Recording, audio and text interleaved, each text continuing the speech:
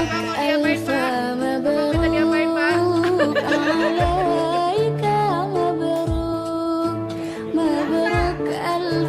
Silakan duduk, Bapak.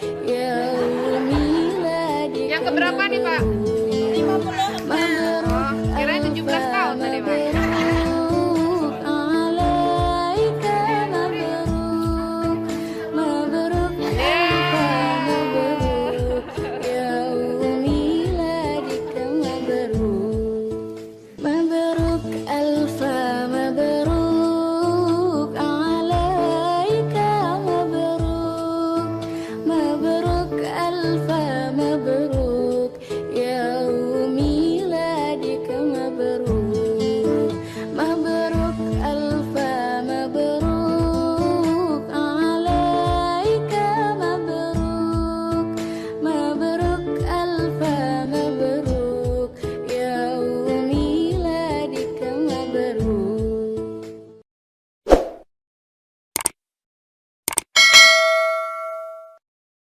Oke, assalamualaikum warahmatullahi wabarakatuh. Waalaikumsalam warahmatullahi wabarakatuh.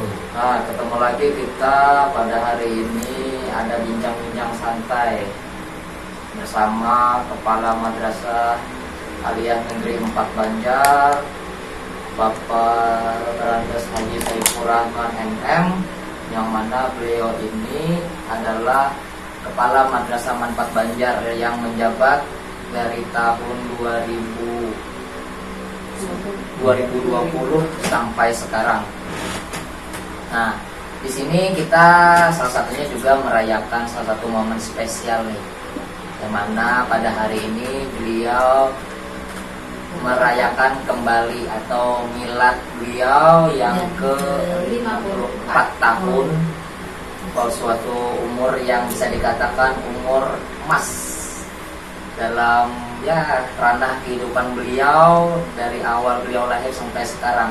Mungkin kita juga akan mendengar beberapa cerita-cerita beliau, mulai dari beliau kecil, bersekolah, bahkan beliau nanti bagaimana kesan beliau untuk pertama kali menjadi seorang pengajar, bahkan nanti beliau juga akan menceritakan bagaimana beliau nantinya menjabat pertama kali sebagai kepala madrasah. Ya, mungkin ada momen-momen yang menarik, bahkan nanti momen-momen lucu juga, dan juga akan mendengar bagaimana sih rasanya memimpin sekolah atau madrasah Aliyah Negeri 4 Banjar ini.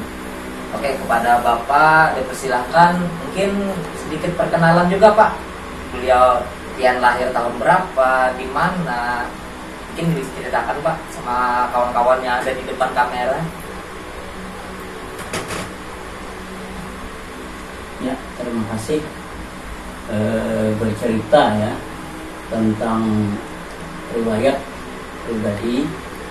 Memang kita ini sudah cukup berusia lah, yang istilahnya usia apa istilahnya, Usia emas lah, yang artinya di atas sudah 50 tahun.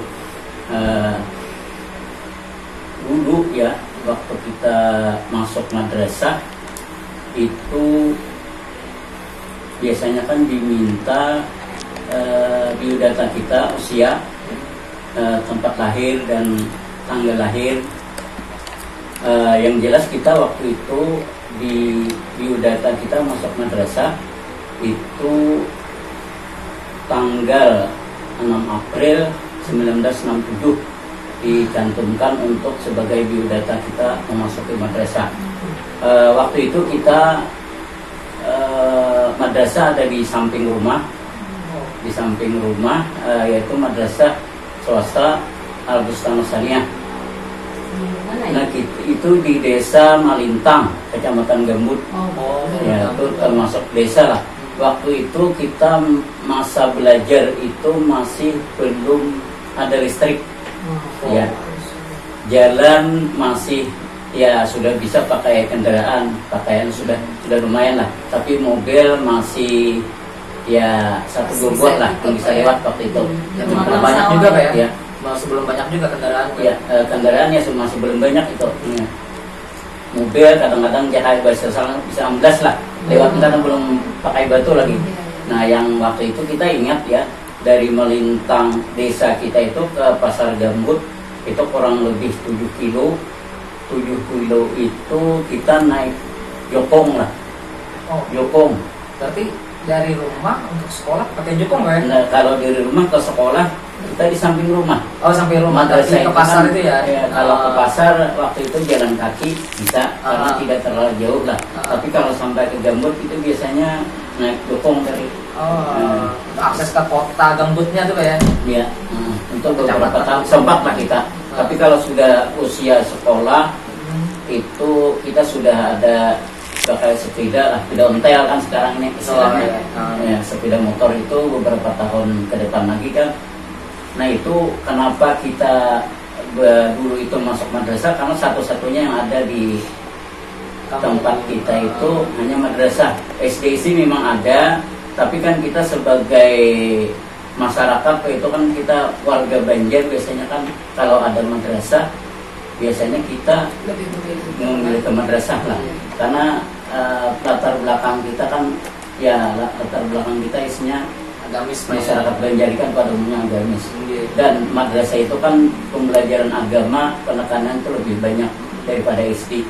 Nah kemudian waktu itu kita sempat menemui pembelajaran yang 1,5 tahun oleh Menteri Pendidikan waktu itu. Jadi waktu kelas 5 biasanya kan awal tahun ajaran itu dari Januari sampai Desember kenaikan kelas. Waktu itu kelas 5 kita masa pembelajaran itu 1,5 tahun diperpanjang 6 bulan sehingga 1,5 tahun. Nah, tahun Pak ya, jadi 1,5. jadi ya 1 tahun. Jadi 6 tahun setengah kita waktu itu belajar di Madrasah Ibtidaiyah. Nah, alhamdulillah waktu itu kita bisa selesai dengan 6 tahun setengah. Yang berkesan waktu itu kita kan waktu itu orang tua masih ada ya. Tahun itu tahun 1975-76 itu doa orang tua itu semua anak-anak beliau didoakan semua jadi guru. Itu doa orang tua. Kita anak ke berapa? Kita anak yang pertama Dari berapa saudara? dari 6 saudara waktu itu. Dan semuanya didoakan jadi guru Pak Iya, ya. karena beliau kan seorang petani, orang tua kan petani. Jadi merasa kalau bertani ini ya jaka kita tuh kayak apa lah, kan kita bisa memahami, memaklumi petani itu kan ada fisiknya ini kan selalu ya kita tuh uyuh kan, lapah lah, bahasa daerah kan lapah rumah ini. Nah lain kan antara kalau guru itu kan paling tidak walau baik itu PNS atau tidak kan paling tidak dari pagi sampai siang itu ya istirahat dulu ke perumahan. Nah sore mungkin hanya ke perumahan, jadi lelah itu kurang lah. Nah, Akan lebih jadi singkat kita lah. setiap mau tidur apa beliau ngomong, silakan mendoakan mudah-mudahan anak-anak sidin nah bubuhan di kami singkin jadi guru beritaan. Doa sidin itu kita selalu ingat. Nah, padahal kita Jaka Islam kita karena di desa dan waktu itu kan motivasi belajar ini kan seadanya gitu. Ya tidak yang saat seperti ini kan. Kalau seperti ini mungkin didukung oleh semua baik dukungan dananya dan lainnya fasilitas belajarnya. Kalau itu kan kita belajar sambil membantu orang tua lagi mana kita sambil belajar. Artinya semangat belajarnya luar biasa dengan fasilitas yang minim. Iya. Ya, dinjot terus nih. Terus, Mana ya. pendidikannya seperti itu. Iya. Orang tua mendukung terus Pak ya. Iya, kemudian waktu itu kan tahun 77 kita masuk tahun 80 ya. Tahun 80 masuk sanawiyah negeri itu sekitar jaraknya dari rumah kurang lebih 4 kilo lah. 4 kilo itu kita masih teringat itu dari rumah ke sekolah naik sepeda ontel. Waktu itu sepedanya kan sudah mulai sepeda connect kan, kita masih ingat kan? Sepeda connect ya. Nah, itu yang berkesan pernah kita karena hujan jalan itu baru ditimbun tanah merah. Waktu itu kan sepeda ontel biasanya kalau ada hujan habis itu tanah itu kan kada bisa jalan lagi. Nah itu pernah kita musim kemarau habis hujan habis panen ya, ada hujan habis panen kebakaran lahan kaum mani kebakaran, kita mengambil jalan pintas lewat sawah pertanian itu, jalan pintas yang 4 kilo itu pernah ke sekolah jalan kaki 4 kilo tapi jalan pintas kan ada jalan raya lagi, ada jalan pintas mengambil kan. Tapi karena habis panen kan waktu itu musim habis itu kebakaran, Jadi lembab. ya jadi enak di jalan karena musim kering. Tapi habis hujan kaki kita ini dari sampai sini ini habis kebakaran itu kan masih irang-irang, arang-arang bakasan itu masih ada hitam-hitam ya pakai sandal cepal lah kita itu kan sandal cepal. Jadi diangkat dulu sandalnya, dilepas dulu sampai ke sekolah. Itu berkesan juga bagi kita. Tapi ya waktu itu bukan merasa beban lah sekolah, malah rame gitu kan. Itu tapi sudah saat seperti kita mengingat itu rasa kayak apalah itu senang, bahari itu masa senangnya dapat itu.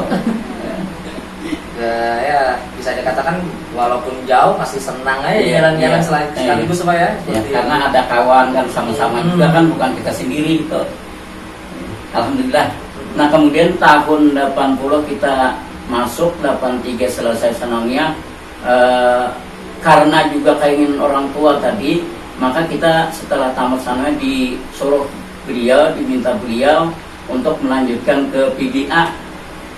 PGA ini kan pendidikan guru agama, PGAN. Nah karena keinginan orang tua kita jadi guru dan beliau memasukkan kita ke PGA, kita siap. Nah memenuhi kehendak orang tua. Setelah Senawi apa ya? Setelah Sanawiyah. Oh, berarti dulu itu langsung ada seperti itu ya. Oh iya. Jadi pendidikan guru agama dia itu tahun 83. Kita di Banjarmasin waktu itu. Banjarmasin, dari rumah ke Banjarmasin kita setiap minggu lah kos di Banjar. Sekolahnya itu kan di Mula Warman, kita kosnya itu di Poin Kerucuk. Nah 1 minggu sekali kita pulang. Iya, ambil hari liburnya seperti itu ya. Satu kali seminggu kita sering pulang itu. Naik sepeda itu dari rumah kos ke sekolah naik sepeda. Yang berkesan itu ada lagi. Yang berkesan itu kita setiap minggu kan apa istilahnya dari rumah persiapan bekal sangu iwak ini orang tua nini kita. Karena kami masih gabung dengan orang tua dengan ini disangui ikan, kan kita orang desa, ikan iwak ini mencari aja kan kadang-kadang kalau nukar lah, 1 kantongan plastik itu untuk beberapa hari, jadi sampai tahan 2 hari 3 hari. Yang ikan asin atau ikan kering? Iwak itu iwak bu, iwak sepat siang, ada haruan yang hidup. Oh, Masya Allah. Nah sisanya baru iwak karing tadi. Nah, salah-salahnya mungkin setelah 2-3 hari habis itu mungkin ada karing talo apa waktu itu. Selingannya apalah. Yang berkesan itu habis ikan hidup, ikan segar yang disangrai orang tua tadi kan, ikan asinnya sisa. Ikan asinnya yang berkesan karena ikan asin disangak, jangan misalkan disangak digoreng terus, itu bisa kita bosan. Iya. Jadi dikuahi bu, dibuatin banyu, buatin air, tambah di tempat rumah kami kos itu biasanya ada tuan punya rumah yang kos itu, beliau punya daun menanam sop di depan, pakai pot bu, sop pakai pot di depan rumah. Jadi kami minta sopnya itu ikan asin pakai sop. Nah, dibayangkan rasanya. Perjuangan itu untuk menyambung sampai dengan waktu ketika sekolah. Jadi sop iwak karing misalnya. Tadi menunya sekarang nggak ada ya? Si jual nggak ada. Sop iwak karing nggak ada lagi. Biasanya ada sop paruan, sop ikan. Yang berkesan itu yang sopnya itu. Sop iwak karing buat. Kalau dijual enak ya? Kalau dijual itu tergantung waktu itu enak pak. Untuk saat ini tapi ya, alhamdulillah untuk saat ini belum ngerja apa istilahnya belum itu pernah lagi menggawi yang itu. Jadi perjuangan kos tuh seperti jadi itu. kadang-kadang yang lucu lagi kita cerita dengan anak-anak kan. Ya, itu gue di zaman pian. Iya. Kalau wah ini kan lain gue. Jujur. Nah, itu. Beda lagi jam Wah sekarang. ini kan dulu kan kayak ayam goreng apa kan mahal. Iya. Nah, paling telur kan, telur itu masuk mahal kan sekarang. Telur itu paling murah kan, udah ikan paling murah kan telur untuk saat-saat ini. Jadi iwak karing waktu itu. Yang berkesan tadi iwak karing sopnya itu. Belum ada pernah namanya sop iwak Nah, belum ada. jadi Taman PGA kemarin kita melanjutkan ke YN Antasari Oh, Banjarmasin tahun 86, kemudian tahun 93 kita selesai di YN, tapi sebelum tahun 93 pada tahun 92 kita ikut tes CPNS untuk guru. Nah, karena kita mendengar informasi di daerah Kalteng waktu itu, karena daerah Banjarmasin memang ada penerimaan tapi kan terbatas dan pendaftarnya agak lumayan banyak. Nah, pertimbangan itu kita masuk 4 di Pelangkaraya tahun 92. Kemudian waktu itu alhamdulillah lulus di guru. Nah, lulus itu ditempatkan di daerah Kapuas. Nah, daerah Kapuas itu tidak di kotanya, kita diandak di desa lah. Itu studi masih belum selesai Pak ya? Belum. Tapi KKN sudah Oh, menggarap sambil menggarap skripsi. Tapi zaman dulu masih bisa Pak ya? PGA, ijazah diantar. PGA. Oh, sudah ada Iya, ijazah PGA, PGA. ada penerimaan PGA untuk Kementerian Agama. Dapatkan di Kapuas ya Pak ya? Nah, di Kapuas kita kan selesai. Habis itu kurang lebih setahun kita selesai kuliah S1 penyesuaian. Kita ditempatkan pertama kali itu di MI Raudatul Islamiyah Anjir kilometer 1. Kita masih ingat itu tempat madrasahnya, nama madrasahnya Raudatul Islamiyah Anjir kilometer 1. Waktu itu kurang lebih 1 tahun kita dipindah ke SMP sebagai guru agama, guru PAI SMP di kota Kapuasnya. Nah, kemudian kita dipercaya setelah kurang lebih setahun di SMP dipercaya menjadi kepala madrasah di daerah transmigrasi Pulang Pisah di apa istilahnya itu Pangkok. Nah, daerah transmigrasi di Pangkok kurang lebih 3 tahun di sana. Nah, kita kan waktu itu orang tua mertua masih ada di tempat kelahiran kita kan di Gambut. Nah, kita karena ada orang tua dan sudah mulai usia lanjut beliau, kita sering pulang paling tidak ya 2 minggu sekali atau 1 minggu sekali pulang gitu. Sempatkan pulang karena istri kita kan atau mamanya itu sama-sama kita satu desa, jadi orang tua sama-sama. Nah, jadi kalau pulang tuh sekaligus saja. Nah, karena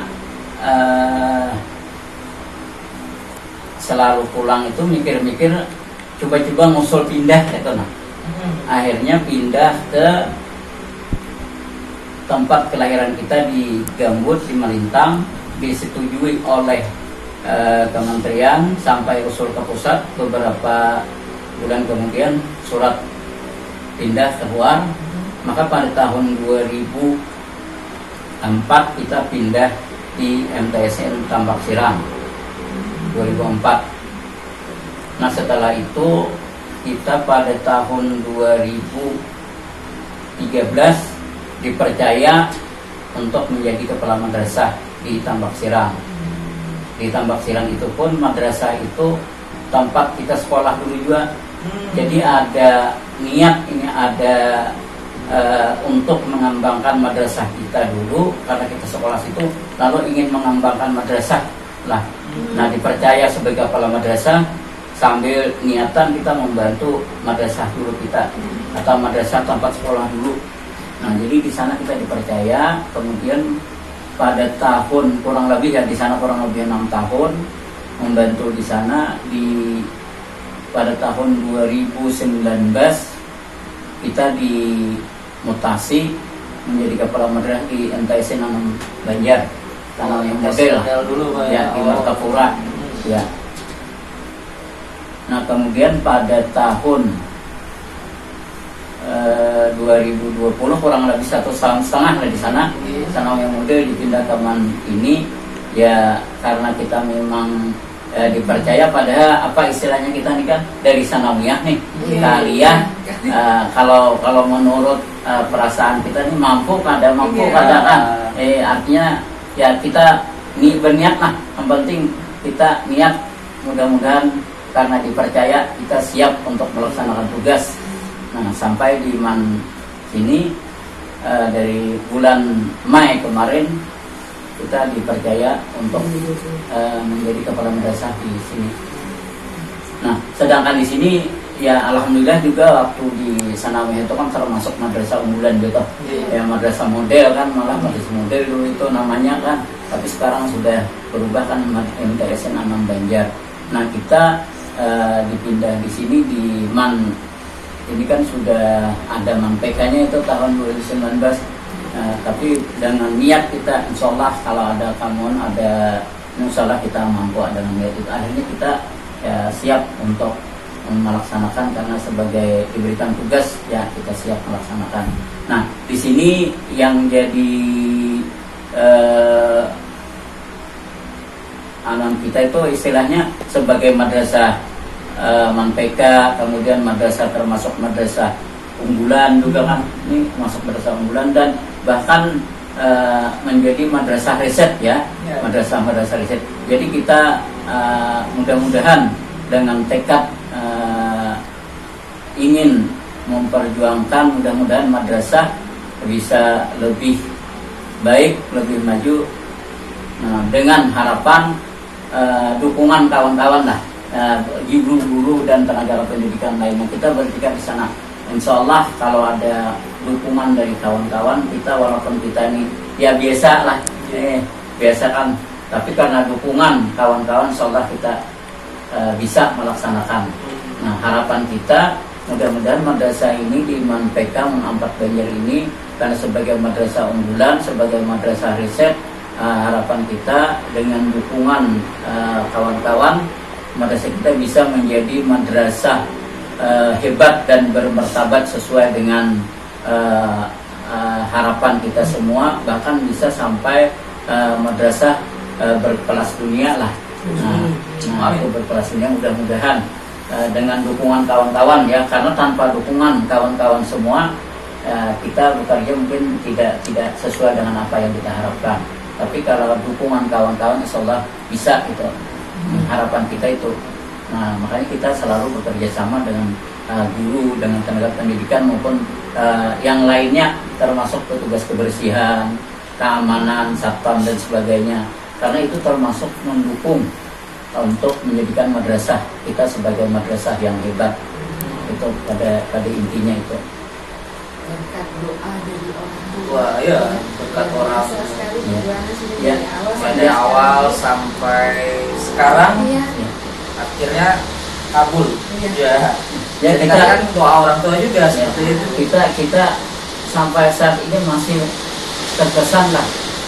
Kita ini kan ada apa-apanya, merasa kita ini ada apa-apanya, tapi insya Allah karena berkat doa orang tua, insya Allah harapan orang tua bisa terkabul.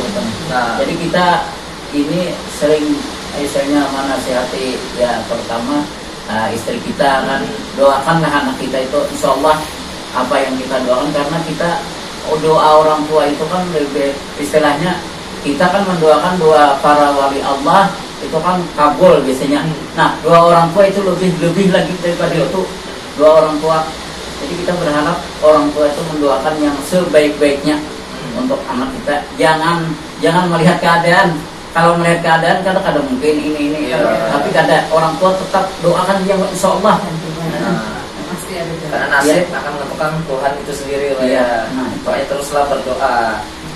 Nah, sini kita bisa ambil pelajaran nih buat kawan-kawan di rumah, buat siswa-siswi Man 4 Banjar juga nih. Jadi jangan sampai kalian lupa minta doakan sama orang tua apabila bersekolah dan lainnya. Pokoknya jangan sampai ya bisa dikatakan menyakiti hati orang tua ya.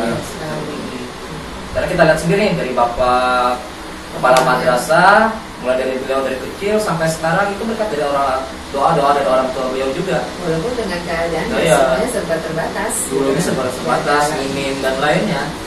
Akhirnya beliau bisa menjabat nih. Nah, artinya doa orang tua itu sesuatu hal yang bisa dikatakan menjadi power atau spirit kalian nantinya bisa bersekolah seperti itu. Nah, di samping itu mungkin juga kami tambahkan selain doa orang tua, doa guru itu, doa guru kita.